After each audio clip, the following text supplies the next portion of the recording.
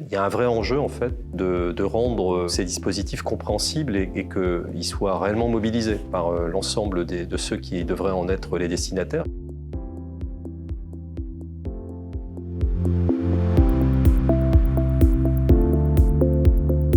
L'action publique, c'est d'abord poser un cadre, poser des normes.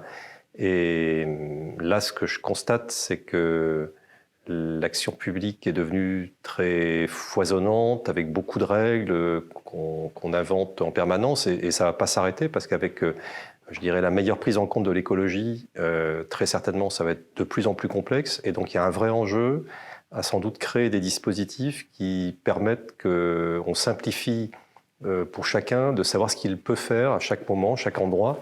Des outils modernes, on va dire d'intelligence artificielle, mais pas si artificielle que ça, peuvent certainement nous aider, en tout cas, à donner ce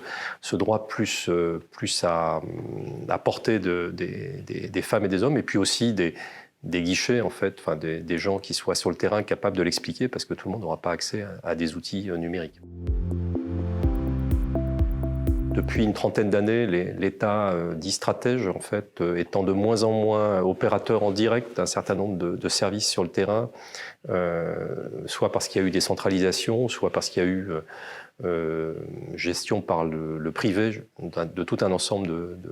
de services. L'État, finalement, est devenu beaucoup plus incitatif à travers tout un ensemble de dispositifs qu'on appelle des politiques publiques. Il y en a un foisonnement. Il y a un vrai enjeu, en fait, de rendre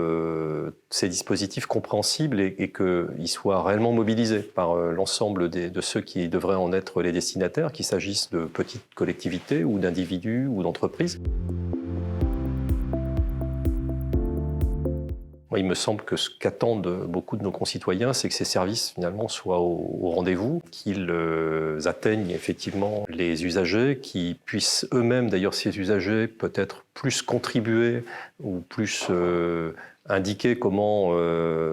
ils estiment que ces services sont bien ou pas bien rendus. Ça pose clairement des enjeux de compétences, d'organisation, de moyens financiers, de moyens technologiques aussi, parce qu'on est en concurrence finalement avec de très grands groupes internationaux qui, par exemple, en termes d'outils numériques,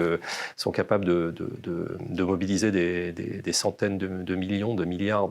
d'euros en développement. Et nous, finalement, on fait concurrence avec ces gens-là, avec des moyens beaucoup moins importants, mais il faut quand même qu'on soit à un niveau technologique satisfaisant, parce que le citoyen, c'est aussi un consommateur, quelque part, qui nous compare à d'autres produits et qui considère vite que nos produits sont défaillants.